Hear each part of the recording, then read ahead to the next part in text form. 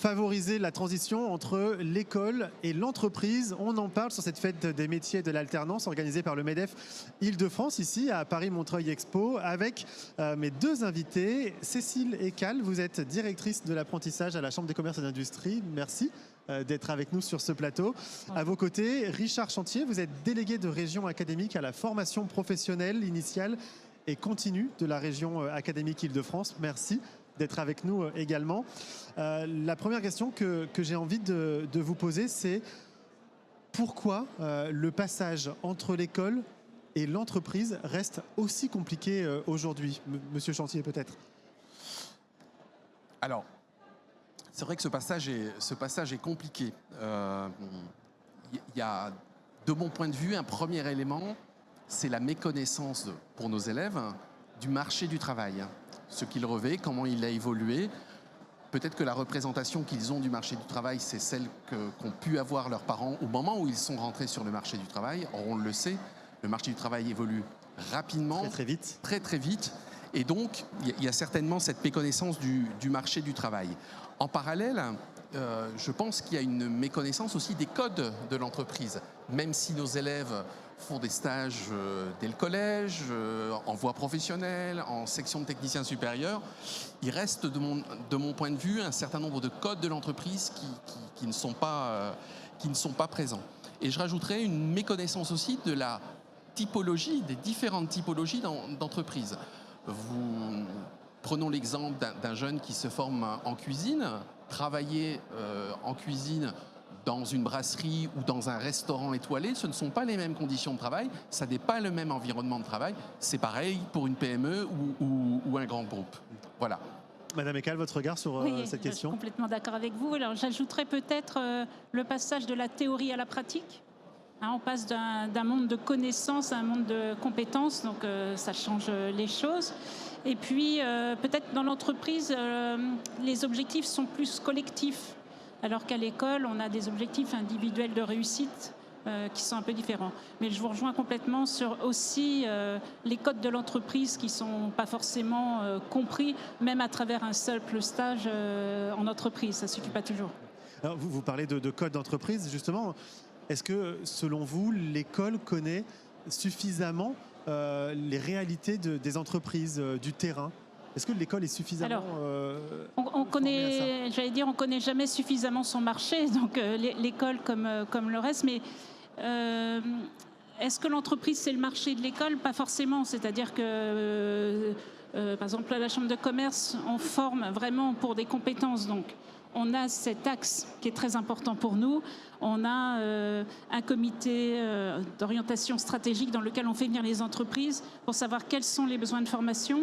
Et dans nos formations, ce qu'il faut faire évoluer, par exemple avec l'arrivée de l'IA, vous voyez, donc il y a tous ces aspects-là. Mais en même temps, on colle jamais complètement parce que le temps de l'éducation, c'est un temps long. Donc, le temps de mettre en place une formation, parfois, le besoin de l'entreprise a encore évolué. Donc, Bien sûr. Mais on est tous assez attentifs à ça. De même qu'on essaie d'acclimater les entreprises à ce que sont les jeunes, parce que les nouvelles générations sont quand même différentes de ce que nous avons été au même âge et même les suivants. Voilà.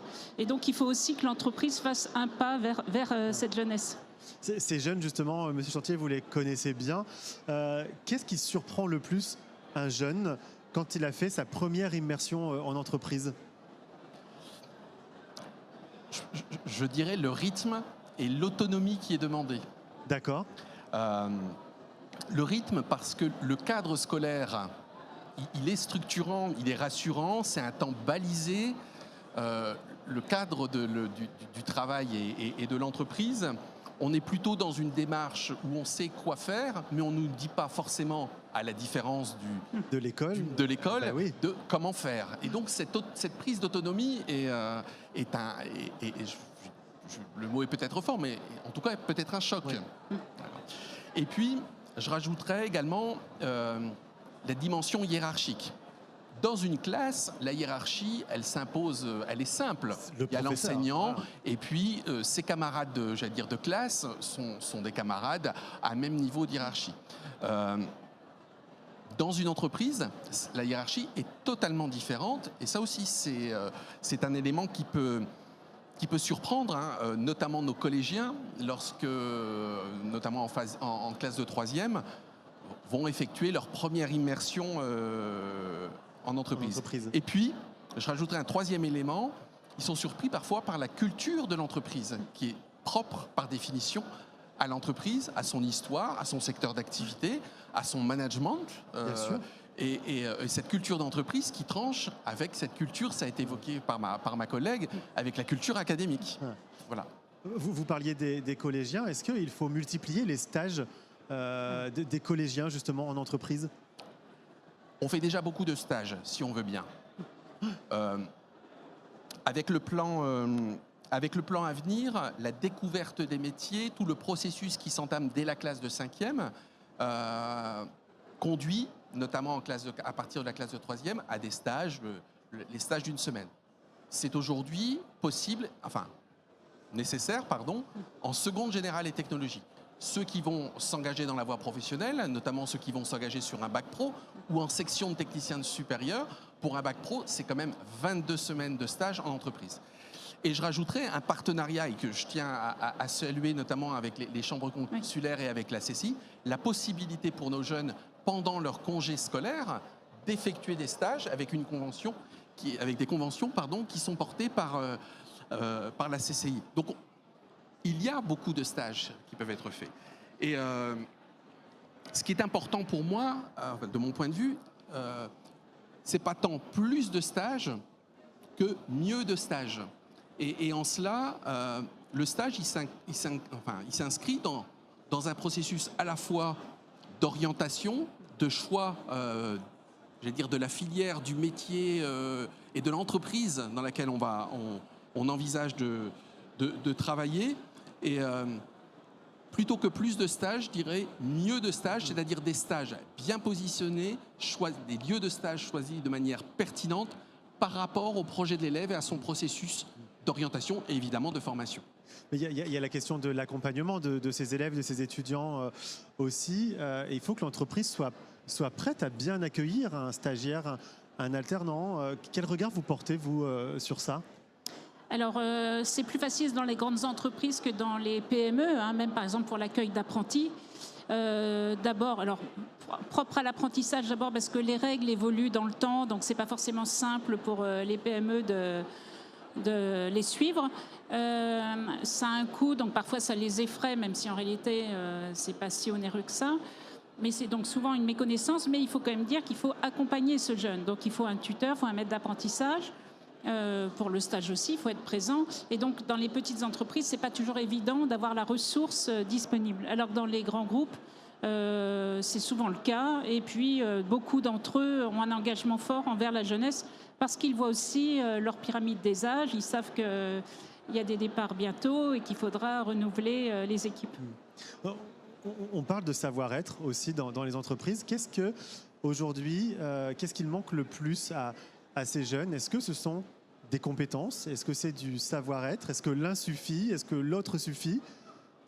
Alors, pardon, je voulais... Non, je réponds. Non, donc, compétences techniques et savoir-être, il y a les deux. Alors, compétences techniques, parce que, comme j'évoquais, il y a quand même des départs massifs qui vont avoir lieu sur des métiers techniques. Donc, il faut quand même bien les remplacer. Et puis savoir-être parce qu'il faut connaître les codes de fonctionnement de l'entreprise, communiquer, travailler en équipe, gérer son stress, s'adapter au changement. Et cette adaptation au changement, elle est d'autant plus importante que on sait que les compétences techniques qui sont identifiées aujourd'hui, il y en a un tiers qui ne seront plus valables dans 2030, dit l'OCDE. Donc autant dire qu'on ne sait pas exactement à quoi il faut les préparer. Si ce n'est qu'il faut les préparer à être toujours prêts à s'adapter, à être toujours prêts à se former. Donc la formation tout au long de la vie devrait prendre une place plus prégnante que ce qu'elle a aujourd'hui, en tout cas en France. On sait que beaucoup de secteurs recrutent, c'est vrai dans le bâtiment, dans l'industrie, dans la restauration et j'en passe. Pourquoi certains métiers aujourd'hui restent encore mal perçus alors qu'ils recrutent énormément justement ? Parce que ce sont des métiers pénibles et exigeants. Enfin, c'est indéniable. Tout à l'heure, vous parliez de BTP. Le BTP, c'est quand même des contraintes. On est en plein air, mais on subit les intempéries. Le rythme dans la restauration, on commence tôt, on finit très tard. On a une coupure en milieu de journée, donc c'est difficile de concilier une vie personnelle et professionnelle. Bon, néanmoins, c'est quand même des métiers qui recrutent, comme vous le dites, et en plus qui permettent de faire de belles carrières. Et donc, en fait, il faut aussi montrer à ces jeunes que ce sont des métiers qui permettent une évolution, et ce sont des métiers où souvent les employeurs sont très fidèles. Et donc, en fait, vous pouvez non seulement faire une évolution dans différentes entreprises, mais même au sein de la même entreprise qui vous aura peut-être pris en stage ou en apprentissage. Et on pourra faire différents métiers dans la même entreprise. Revenons sur ces jeunes, justement, monsieur Chantier. Et j'ai envie qu'on parle des notes un petit peu. Dans quelle mesure, aujourd'hui, avoir de bonnes notes, c'est important pour l'orientation? Alors, revenons sur ce que sont les notes. Oui. Les notes, c'est vraiment une photographie à un instant T des capacités d'un élève à une évaluation de son potentiel à réussir. Indéniablement, quand les notes sont élevées, quand les résultats sont bons, ça ouvre un certain nombre ça élargit le champ des potentiels d'orientation et de formation. Mais cette idée de note, elle renvoie à la notion de réussite. Qu'est-ce qu'une réussite ? Et certainement que là, on a à largement communiquer sur le fait qu'il n'y a pas qu'une voie de réussite. Hein, et que pour aller d'un point A à un point B, il peut y avoir différents chemins. Je vais prendre un exemple.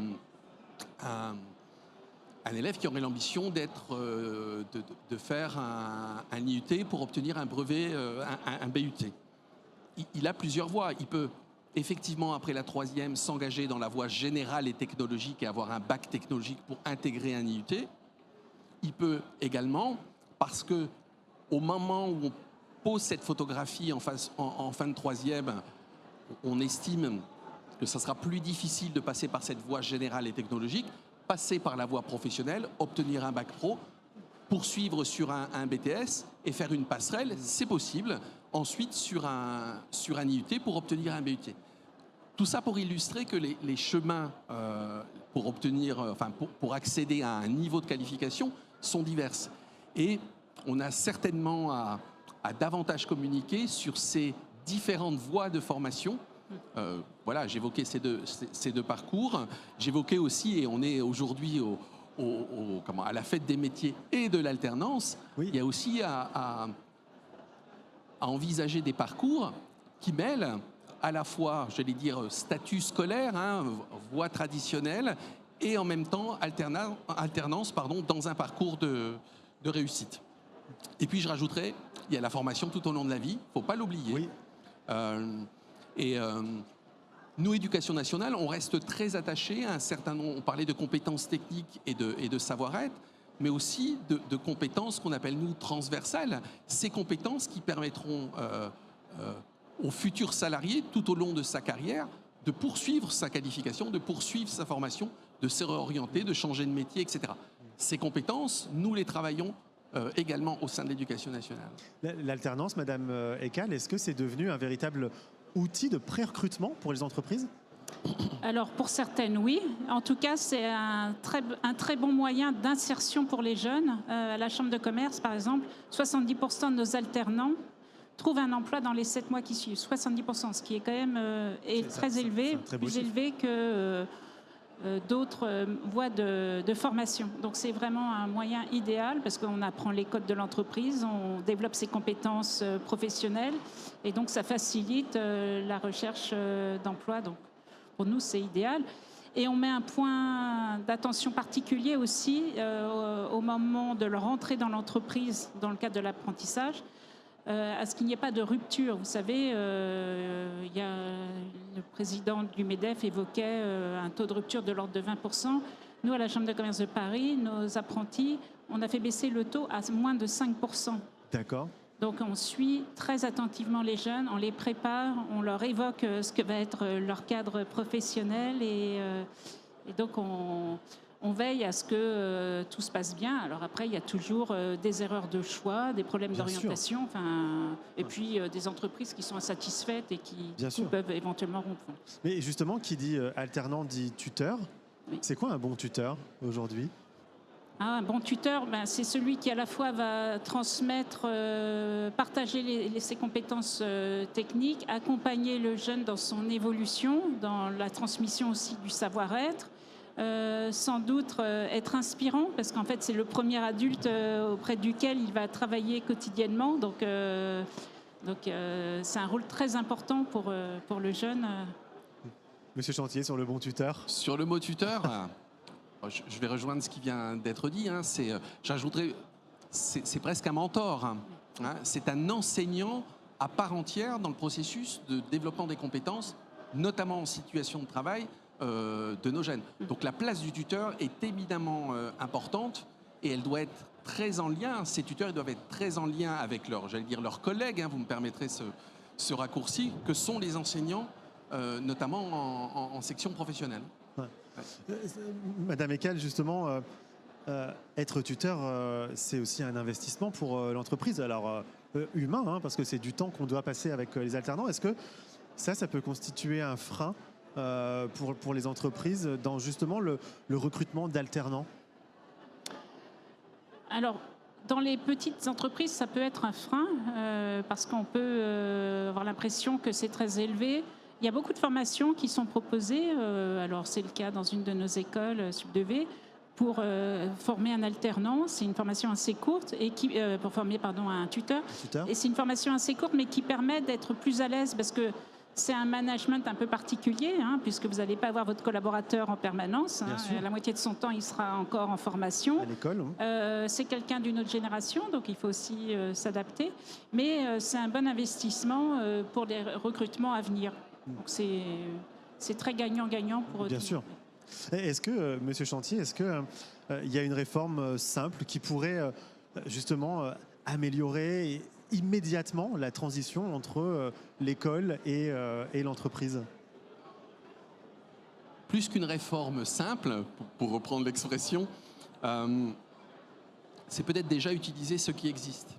Hein, je l'évoquais, je pensais notamment à l'apprentissage, et ça a été évoqué ce matin. C'est vrai que le taux d'insertion professionnelle à l'issue d'une formation qui s'est déroulée par la voie de l'apprentissage est remarquable. Hein. On parlait de ce matin, j'entendais 80%. Peut-être que dans nos parcours de formation professionnalisants, la fin du parcours, l'ultime étape du parcours, pourrait se faire davantage avec une alternance plus forte, par la voie de l'apprentissage notamment, ou par ce qu'on met en place progressivement, c'est-à-dire ce qu'on appelle nous les plus 1, ces certificats de spécialisation qui sont des compléments de formation sur 1 an, après un bac pro par exemple, et qui pourraient très utilement être réalisés par la voie de l'apprentissage et ainsi favoriser, j'allais dire, l'insertion professionnelle, l'acculturation du jeune au milieu de l'entreprise, à son environnement de travail. L'un et l'autre, est-ce qu'il y a un message que vous auriez envie de passer pour conclure aux jeunes qui nous regardent, aux étudiants, mais aussi aux familles, pourquoi pas? D'abord, il faut avoir confiance en soi, parce qu'on est, quel que soit son niveau scolaire, on a un joli avenir qui s'offre à soi, toujours. Et puis, il faut aller vers les adultes pour les interroger sur leur travail. Il faut s'informer là-dessus. Il faut aussi regarder les formations, pas forcément en visant systématiquement le master, parce que les formations courtes sont parfois plus valorisées dans l'entreprise. Et puis aussi, ceux qui ne font pas d'études du tout peuvent aussi faire des beaux parcours. Hein. On a des exemples de jeunes qui sortent de l'école de la deuxième chance et qui réussissent très bien. Donc voilà, continuez à croire en vous et en vos rêves. Monsieur Chantier, un mot à ces jeunes qui nous regardent? Allez-y, ayez confiance en vous, tout à fait. Exactement, c'est important. Merci à vous deux d'être venus sur notre plateau. Vous pouvez retrouver cette interview sur notre site internet 20minutes.fr en replay, ainsi que toutes les interviews tournées aujourd'hui sur cette fête des métiers et de l'alternance. Et on se retrouve dans quelques instants.